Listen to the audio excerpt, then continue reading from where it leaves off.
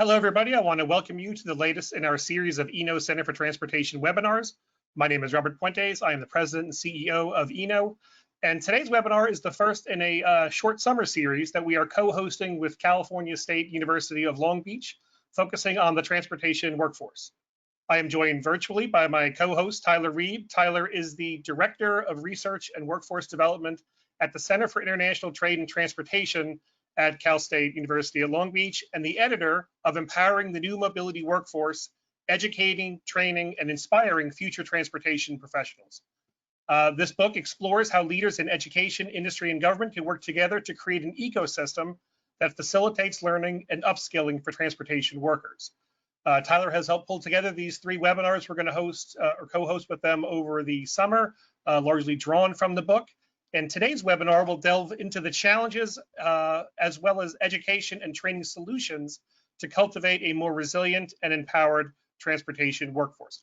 Obviously a very timely topic, obviously closely related to everything that's going on across the transportation landscape today. So Tyler's going to introduce the three expert panelists in just a second. I want you to note that we are going to be taking questions. So for those of you who are joining us live, you can submit questions anytime using the questions function on the webinar website. You don't have to wait until the presentations are over to submit questions. You can send them in at any time. So with that, let me turn it over to Tyler Reeb.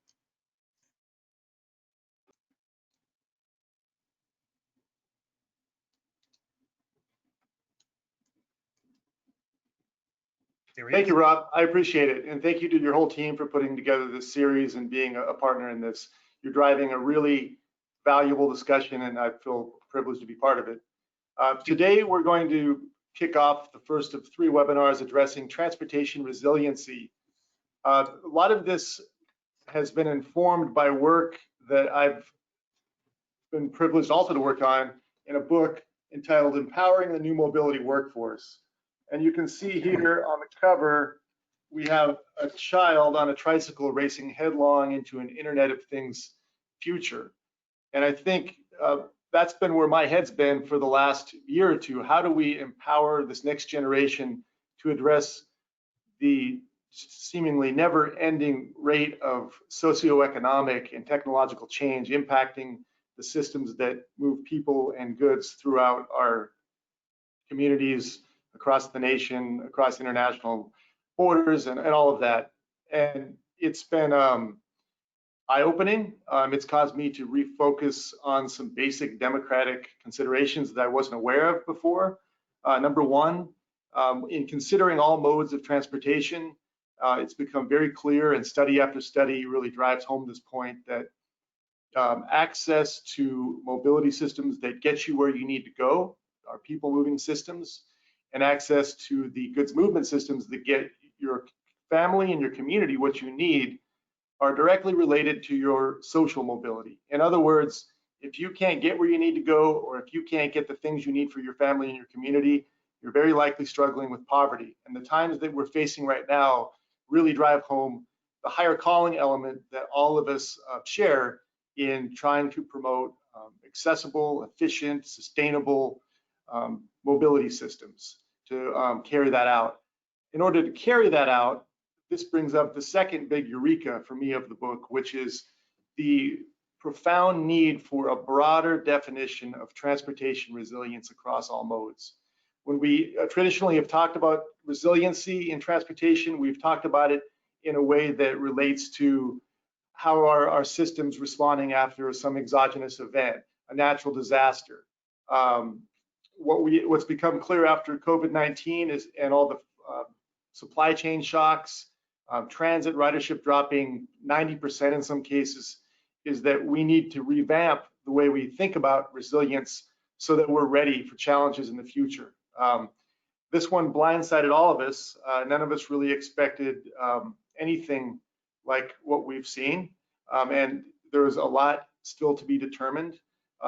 In academic terms, you need a good bit of journalism before you can start writing the history. And we're still doing a lot of yeoman's journalism, just talking to experts, talking to people in the field, finding out what's going on before we can get any kind of sense of what really is happening and what we ought to do about it. So we can't predict the future, but we can ask the right kinds of predictive questions And I'm very pleased to be able to bring 3 panelists, 2 who have directly contributed to the text I mentioned earlier, Empowering the New Mobility Workforce, and a 3rd innovator in education who is representing an award-winning transit training organization, SCRTTC, that is also documented in the book.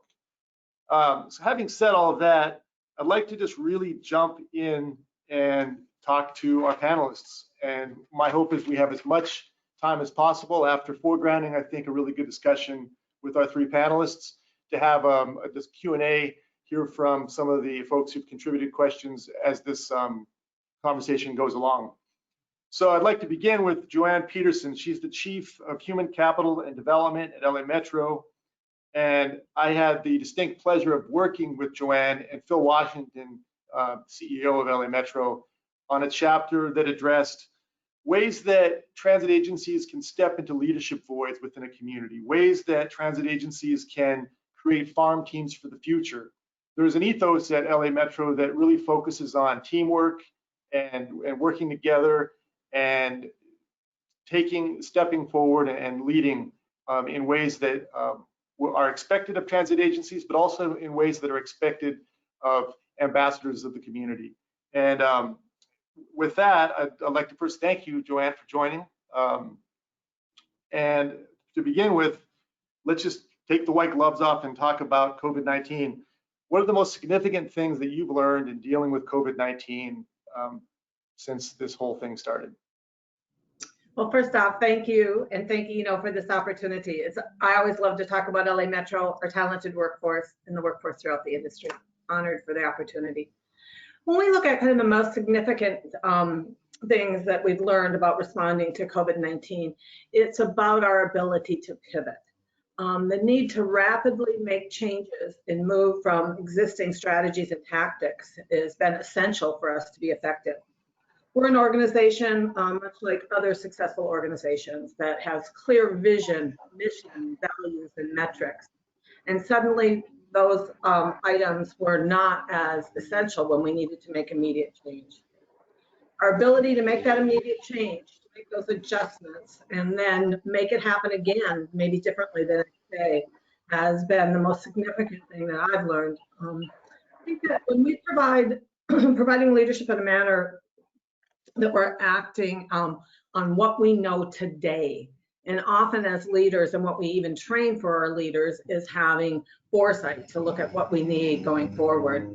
And we really need to expose our future leaders to this new decision-making model, that we're making these decisions rapidly and trying to address the most immediate problems that are before us. So that's the biggest learning for us.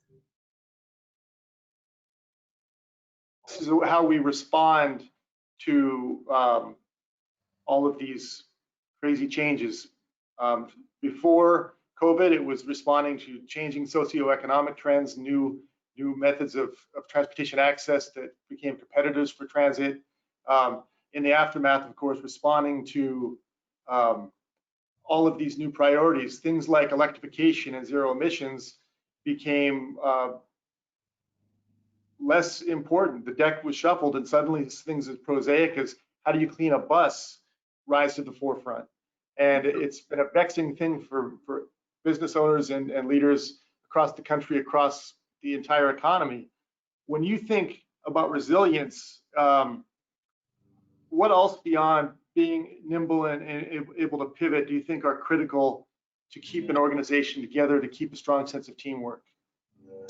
I think it's about, the reaction piece I talked about, and the most immediate that's before us. I think then it's about rebooting. How do we restart, re-engage with our workforce, with our customers, with our passengers? And secondly, then on a longer vision is how do we renew? What are we going to look like in the new economy and in the new world? When you think about personal resilience, one of the things that coaches always tell you, it's about flexing your muscle around managing relationships well, and your ability to ask for help and gather some supports around you. And I think it's somewhat similar for organizations. And when we look at transferring that to an organizational perspective, It's really ensuring that we're connected within the industry, that we're leveraging the partnerships, and that we're finding common interests. When I'm the chief labor negotiator for LA Metro, and I'll tell you, I have our labor unions care just much about the health and wellness of their members as we do of our employees. We have found common ground, and I think it really helped that resilience. It's also being able to articulate the value of what we do, the value of our services, and how others can help us strengthen and support that work. I think we've thought about public health as maybe more in a regulatory lens, and now we need to start thinking about how is public transportation a player in public health? How do we partner with them and be a part of that? And I think that's to be defined in the new world going forward, but it's going to be a big part of that renewal. Right. Absolutely excellent point. Prior to COVID-19, I was thinking about this redefinition of resiliency and thought certainly incorporating healthcare into it made a lot of sense, and that was in what we all concluded in the text. The best way to drive home the importance of cutting across disciplines, to cutting across maybe old calcified job descriptions, is to have an urgent problem that you need to address, and you cross-cut wherever you need to go to solve that problem. And I think that, to your point, this is what COVID-19 has done to really underscore the value of working with healthcare partners to share information and to coordinate responsibilities. In some cases, we're talking about the link of public transit to hospitals. How does that work? So I couldn't agree more.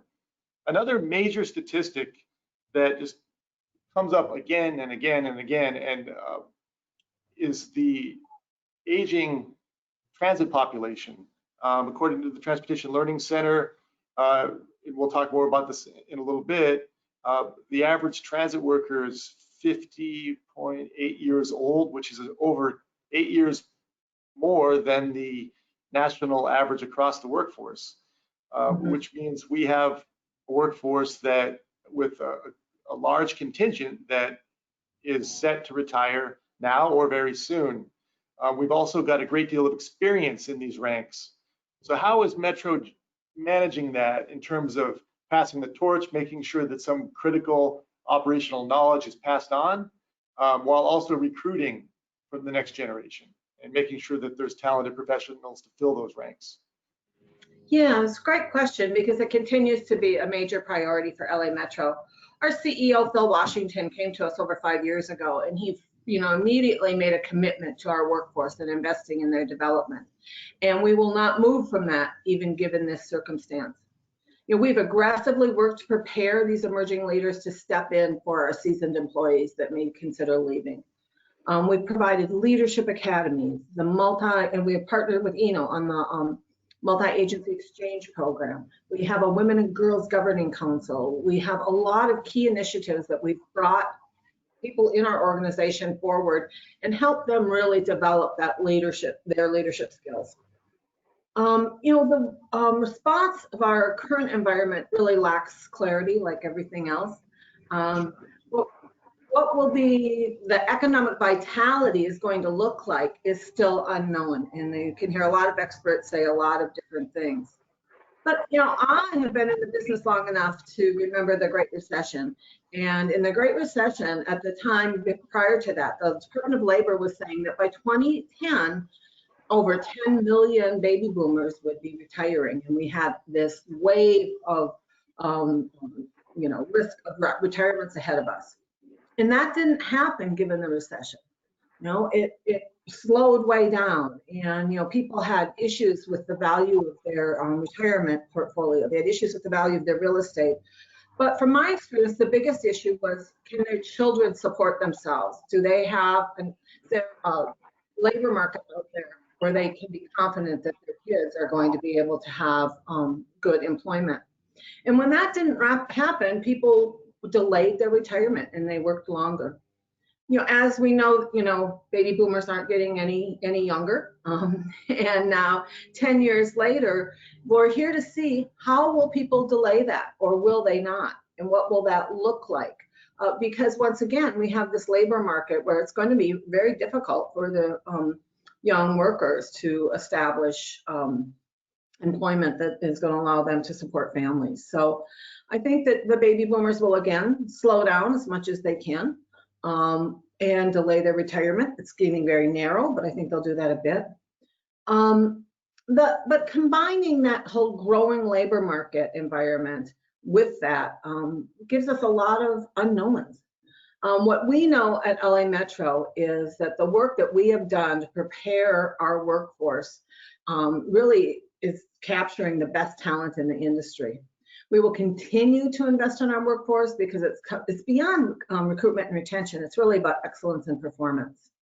So as we see how this plays out and what the retirement rates start to look like, I think we're prepared either way. We feel good about the investments that we've made, and we think we're going to have great returns on them, and we will continue to make those investments. We're working on virtual programs and other things, inviting people, our employees who have been a part of these development programs, to come to the table on our recovery program. Let them start to apply what they've learned in that kind of work. It's not a new position, it's not a big promotion, but we're giving them an opportunity to exercise their leadership. And it's really something that, once again, Mr. Washington has required of us. As we bring these initiatives forward, where are our emerging leaders, and make sure that they're at the table. So we feel good about the future when it comes to our workforce. Your proven leaders, and then you cultivate your emerging leaders, and you bring those two parties together as much as possible. Have one generation learn from the next. I think that's excellent. Joanne, thank you for your time. Your comments really feed perfectly into our next panelist, Xinge Wang, who's the Deputy Director of the Transportation Learning Center. Xinge, you contributed a really valuable chapter to the text as well, and we've since had some great discussions about where the workforce is now. In order to really take that mantra of engaging and empowering the emerging leaders in transportation, we need to know the benchmarks. We need to know what the challenges are. And I think also industry leaders need to know how to recruit open positions. If a young person knows that there are a whole bunch of jobs that are available to them if they get a certain kind of training, maybe in fact there is a shortage with tens of thousands of jobs maybe remaining open because of lack of skilled workers, you get a pretty good shot to get a well-paying job. But how do we highlight those? How do we publicize those? That's all a challenging thing to do, competing across the entire national economy with all the challenges we face. I'd like to just delve right into some of these thoughts with you right now. Number one, we talked about the aging workforce statistic. I'd like to get your thoughts on that. Where are we with our most recent data? And what are some of the other major benchmarks that you look at to assess the health of the transit workforce? Thank you, Tyler, and thanks, Rob, for inviting me to this panel. I'm going to share some of the industry-wide and national perspectives on factors that affect transit workforce development based on the research we did at the Transportation Learning Center. First of all, Tyler, you have mentioned that transit has one of the oldest workforce of the US economy, and about 1/3 of the transit workers are 55 years or older. And at some of the agencies, we're seeing these new hires into technician positions are already in their late 40s, early 50s. The oldest technician I've heard about is 72 years old. And for the transit employers, there still is a lot of pressure to make sure they bring in the new blood and transfer institutional knowledge when these workers retire. And there may be a delayed retirement given the situation right now, but it will happen and we need to stay proactive. And from the workers' perspective, older workers are more susceptible to the negative consequences if they are exposed to COVID-19. And they have a very highly vulnerable to layoffs in times of economic uncertainties. And secondly, transit agencies are changing their service delivery models to cater to changing ridership demands. In some cities like Seattle, LA, Dallas, transit services are expanding with new bus routes and rail lines added. Some agencies are also experimenting with new service delivery modes, such as microtransit. I know LA had an experiment with that. This produces pressure on hiring needs. And third, we have lots of new technologies hitting transit agencies at the same time. Zero emission buses, autonomous vehicles, automatic fare controls, fare collection systems, positive train control on commuter rail.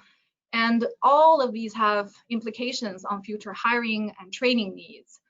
Some job skills will become obsolete, some roles will be changed and redefined, and some new jobs will be created.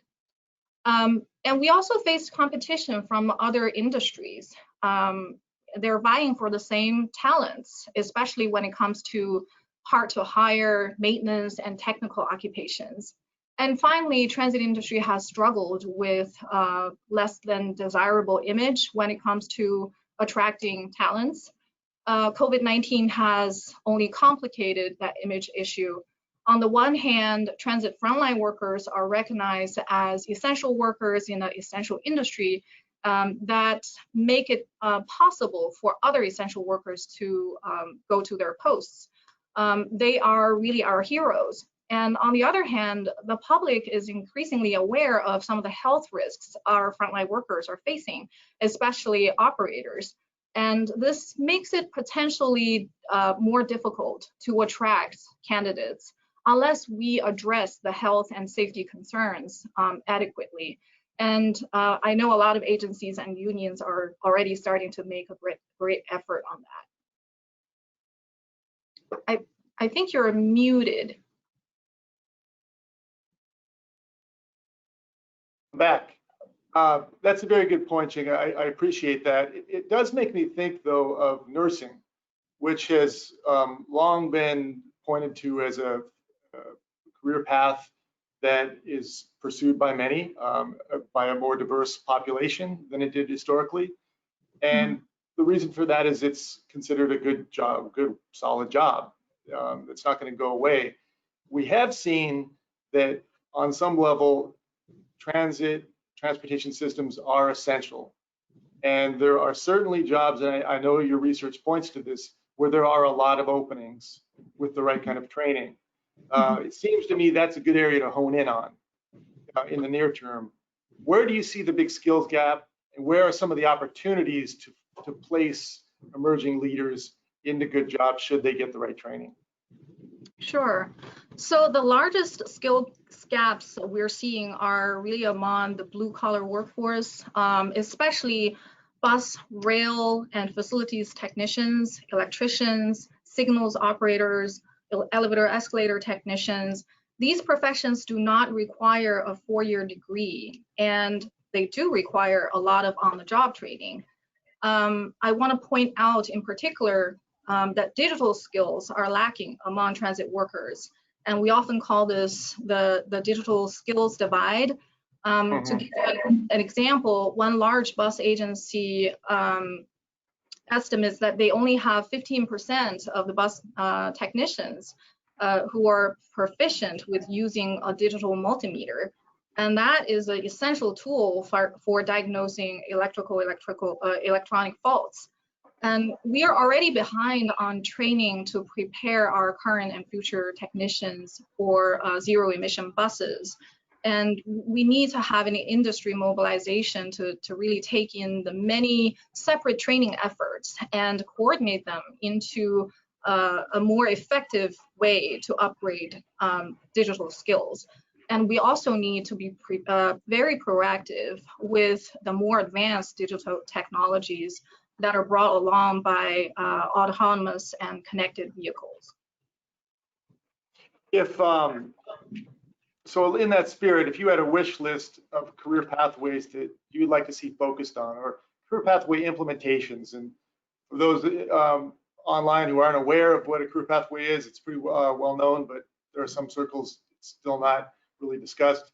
It's providing that pathway from K through 12 into the workforce, whether that means a certificate after K through 12, some kind of 2-year degree, 4-year degree, whatever it is, getting a viable, skilled workforce, educated K through 12, and then getting them the additional training that they need to move on.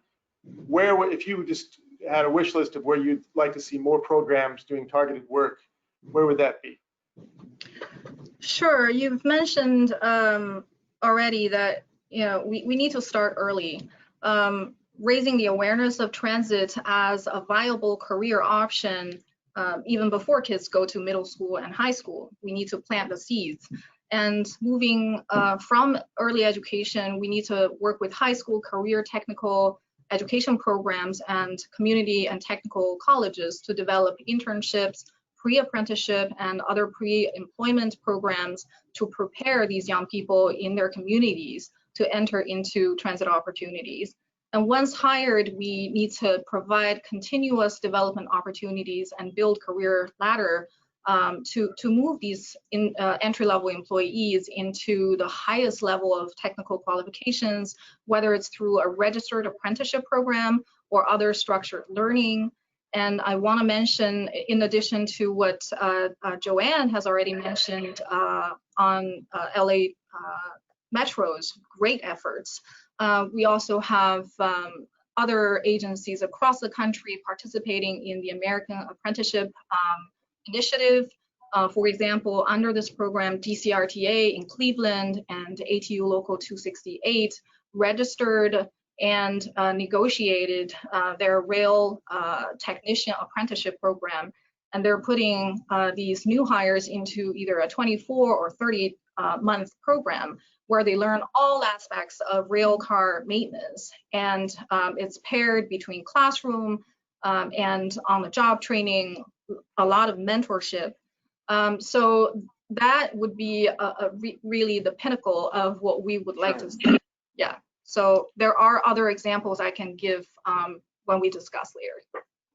Yeah, thank you for that, Xinge. And I think that's perfect entree to jump over to Jess Guerra, our third panelist, who is doing exactly that kind of work in partnership with transit agencies and K through 12 institutions of learning, certainly at his home base at Los Angeles Trade Technical College. It's always good to talk with you, Jess. The work you do at the Transportation Workforce Institute, where you serve as executive director, has been in line with things I've been working on for the last 5-6 years, and we presented a lot. So it's great to talk again. Let's just get right to our youth. How is LATTC, which has been successful, I think, to a point where the nation should look at LATTC, how has LATTC been successful in connecting K through 12 students to transportation-related curriculum? I know there's a number of different ways to do that, and if you could touch on those, that would be great. Thank you, Tyler. Yeah, in 2016, as part of an FTA Workforce Innovation Grant, we launched what we call the Transportation Youth Academy. And the goal of the Transportation Youth Academy was to expose middle school aged students, high school aged students to careers in transportation, and specifically in transit, with the goal of dispelling the myth that if you're going to work in transit, you're either going to have to be a coach operator or a mechanic, both of which are great occupations, but we really wanted to expand and really give them a good sense of the array of career opportunities that there are. So the Transportation Youth Academy, what it does is it introduces students to different modes of transportation, hones in on transit, and then takes a look at the various careers within transit. Typically, it's project-based, so depending on the focus of the class, the curriculum has been flexible enough to expose them and make capstone projects of certain things. We worked together on the GIS project, where we took the Transportation Youth Academy curriculum and we really contextualized it so that it could revolve around exposing some of these youths to careers in planning and transportation planning using GIS, being able to develop, think of solutions, and putting these young minds together so that they can really get excited about transportation and transit in particular, and see that as a viable career option. It's been a great, really great program, because not only does it bring transit right front and center to some of these young minds that maybe never considered a career in transit, and also because in California, the dual enrollment component that we're able to leverage, where K through 12 student can attend the community college and not have to pay for these classes. So the students are able to earn college credit, which also satisfies one of the high school graduation requirements for electives. So it's a win-win. We started doing that as a summer program. Then it snowballed into doing it in the summer, doing it in the winter, doing it on campus, throughout the year. And now we're even taking it out, and we're teaching this at 4 different area high schools, where we send our faculty out there to work with the students and be able to expose them to all of these career options. It's an outstanding example, and one I've got a personal stake in, because we work together on it. But it's been recognized by the American Planning Association here in the Los Angeles chapter. It's been, first and foremost, just very inspiring to see young people watch their eyes light up and realize there are a lot of problems out there, but I could play a role in fixing them. I could quite literally be involved in rebuilding American mobility systems, which gets right back to the idea of social mobility. The more we can improve our communities, make our cities smarter, bridge that digital divide, so much the better. And I can't emphasize how much I agree with you that this dual enrollment approach is the sweet spot. What you do is you get motivated young people and you offer them an opportunity to start college while they're in high school already. For those, and I can relate to this personally, who are the first in their family to go to college, it takes a little bit of the uncertainty away. You already feel like you've succeeded at a collegiate level while you're still in high school. So it's a much more natural progression to go on.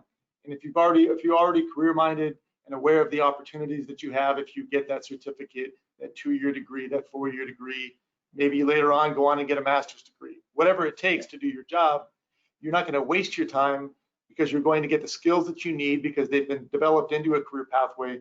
And it's an outstanding way to go. It's no secret that a career pathway metaphor fits well to transportation occupations.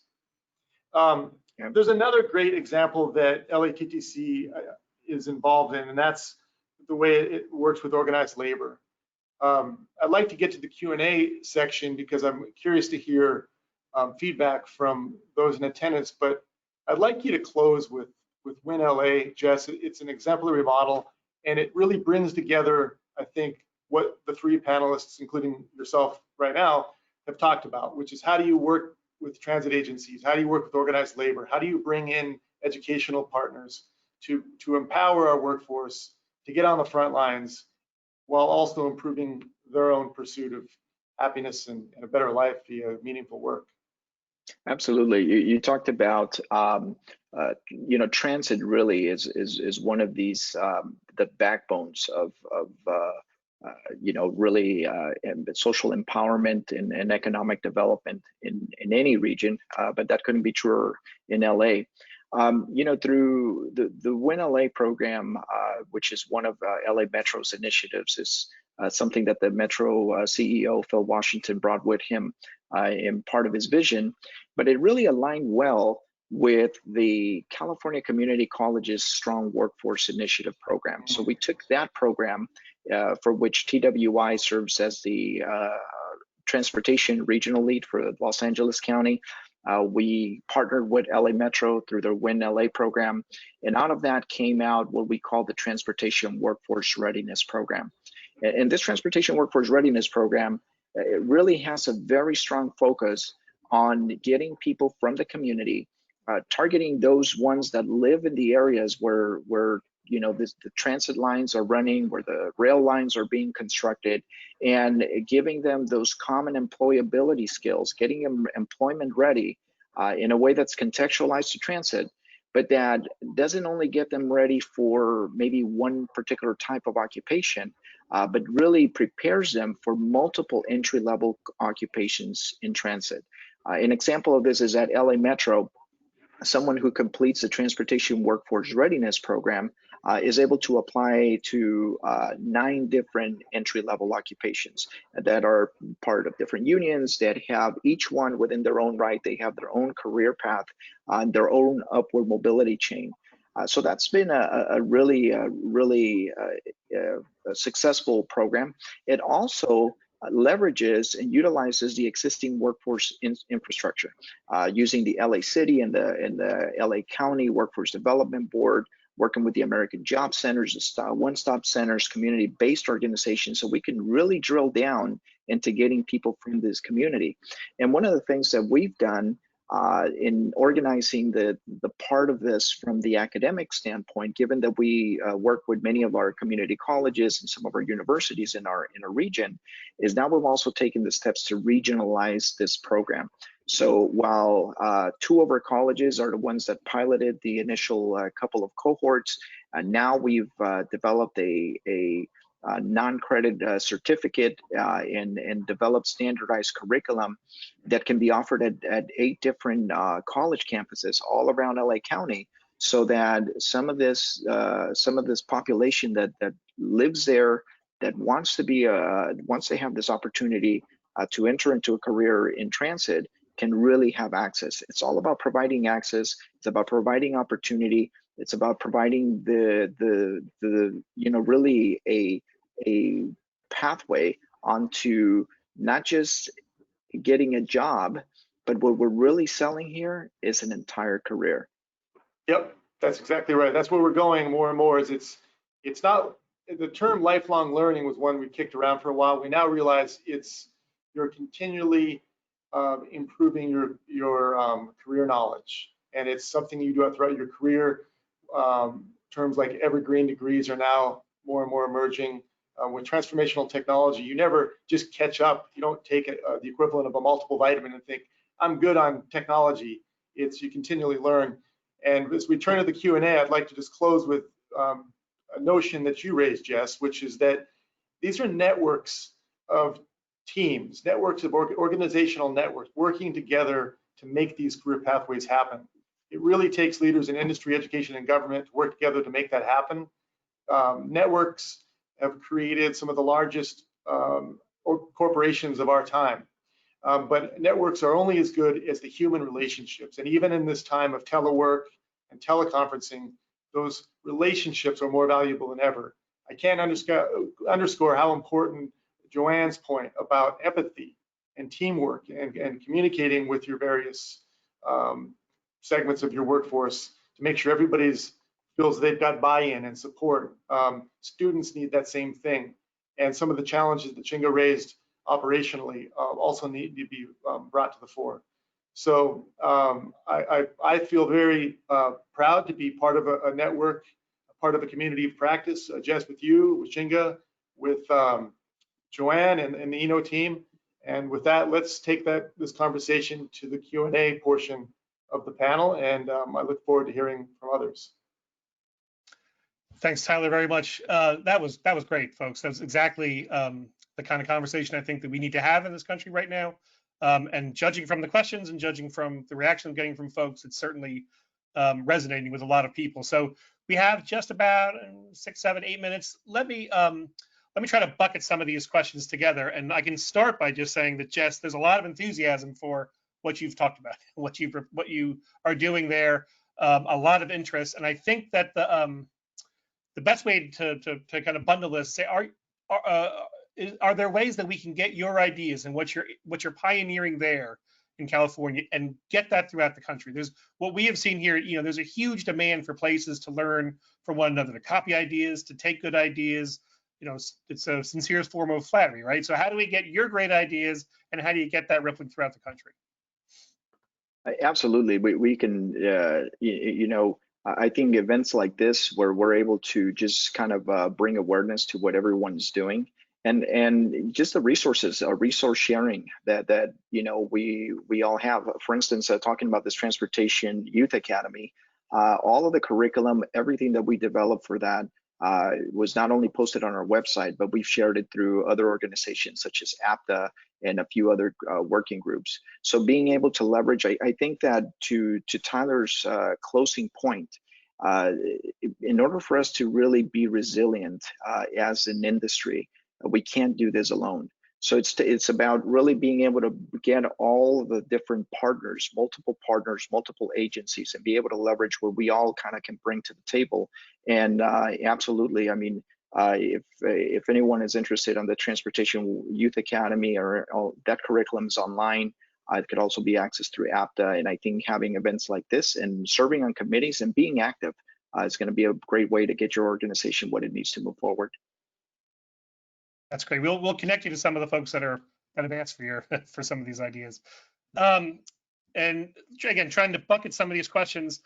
The most remarkable thing that's happened, I think, post-COVID, lots of questions around COVID, as you can imagine, is that you actually have transit general managers here in this region, here in Washington, and elsewhere, begging for people not to ride the system, right? Which is the opposite of what general managers usually are doing. So, Xinge, I think you were talking about this the most. How do you, as a transit agency that's relying on passenger fares, among other things, just for their financial survival, how do you reconcile what's going on right now with COVID, with the priority of making sure that the transit workforce is kept safe right now? These are two completely polar opposite ideas. Yeah, so we know the services will come back. We have seen from other countries that are, ahead of us on the curve. In China, service has come back within about 2 months after they have reopened. Obviously, there's going to be back and forth, as we have seen in the United States as well. But I think we need to keep our eyes focused on these key challenges and opportunities we have been facing for many years and still haven't been able to address. And right now, we are seeing a lot of the agencies really addressing their budget crisis by cutting training. That's sort of the knee-jerk reaction. And I don't blame them because, if you have to choose between laying off workers, not cleaning the buses and, rail cars versus cutting training, it's obvious what you might pick. But there is a better way. We need to invest and not divest. Human capital is the most important asset of our industry. And we have known, from historic perspectives, agencies have invested very little in their workforce development efforts, far less than 1%. While the US economy in general invests 2%, and the leading companies invest 4 to 5%. So we need to make sure that lawmakers and the federal governments are stepping up to fund more stimulus packages for transit, specifically dedicated to ensuring the health and safety of our frontline workers, create hazard pay to adequately compensate these workers for the risks they're facing on the front line. And very importantly, we need to make sure there's not only relief packages, but also long-term sustained funding through surface transportation reauthorization for workforce development efforts. We cannot pull out right now. Yeah, I agree with what you're saying, Xinge, very much. It sounds prosaic, but if you want a resilient transit workforce, if you want a resilient transit system, you need a resilient transit workforce. And if you want a resilient transit workforce, then you need some resilient funding. You need priorities. You also need research and development, because part of what we're understanding with resiliency is we're looking at a future where resiliency means financial security, cybersecurity. Things like blockchain coming online could provide some of the solutions. That's going to require research and looking at applied research to determine how to implement that. There are so many new technologies coming to the fore that are amazing. They could bring about huge advances in safety and security. It's going to require really thoughtful coordination across this entire network. And Rob, I just again wanted to shout out to Eno. These dialogues are so essential. So thank you for hosting these. I'm learning a ton.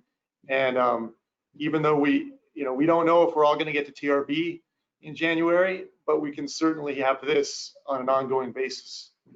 So it's good stuff. I certainly hope so. And it is partnerships. We talked a lot about partnerships and working together, and I think that is obviously super critical at this point. Let me get to one more question. I know we're just almost out of time here, but one that was actually directed directly to Joanne about the aging of the workforce. So we talked, I think Xinge talked about the average age of the transit workforce. This question is about, do you have a plan for assessing your workforce needs? Are you seeing that folks are delaying retirement given what's going on right now? And if so, is that putting some kind of pressure on entry-level jobs that would normally be going to folks, the younger folks, just kind of coming into the workforce? And if so, how do you reconcile all that? So that's a nice, easy question for us to end with right there.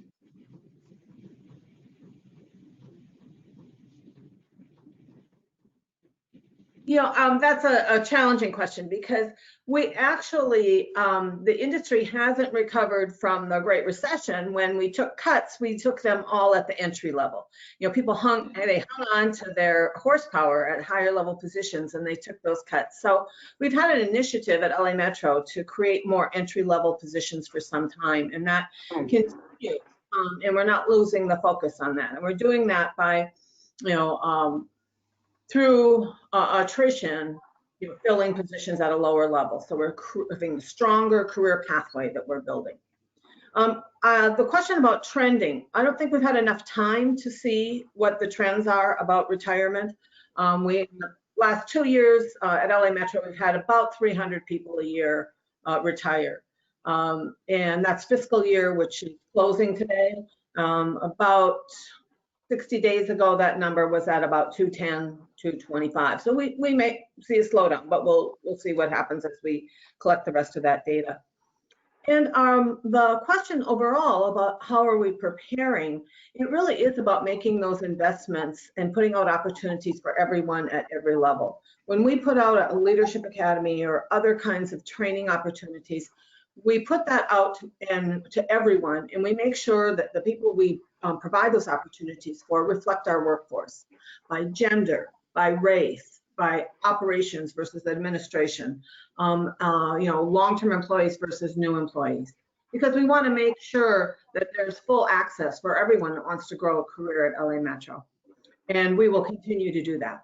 And it really adds to, you know, our commitment to fairness and equity and inclusion.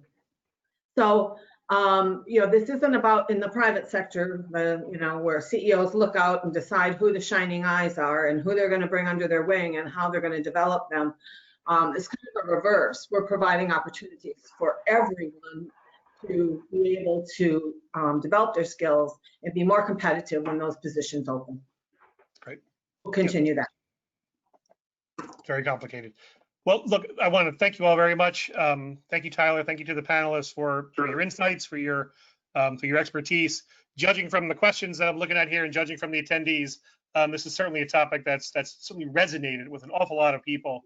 As Tyler mentioned, we're going to keep at this. We're going to stay connected throughout the summer. We're going to continue this series, and we're really looking forward to it. And Tyler, I'll just end with your comment that a resilient transit system needs a resilient transit workforce. There's an awful lot of conversations in this country right now about the future of transit, just on and on every day, and not enough conversations about the transit workforce. So I hope we're going to continue to do that too. So and I want to thank everybody for your participation and joining.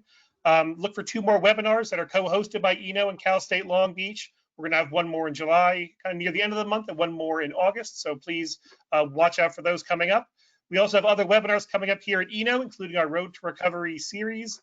That series focuses on leadership lessons and transportation strategies for a post-COVID future. Tomorrow, we have one on July 1st on density and the COVID-19 implications for transportation, urban planning, and more. You can check out all of that on our website, www.enotrans.org. When you're there, you should check out Eno Transportation Weekly, a really indispensable source for all aspects of transportation policy and practice. So once again, Tyler, my thanks to you for organizing this great panel. Thank you to the panelists. Thank you to the participants. Have a great weekend and stay safe, everybody. Thanks, everybody. Thank you.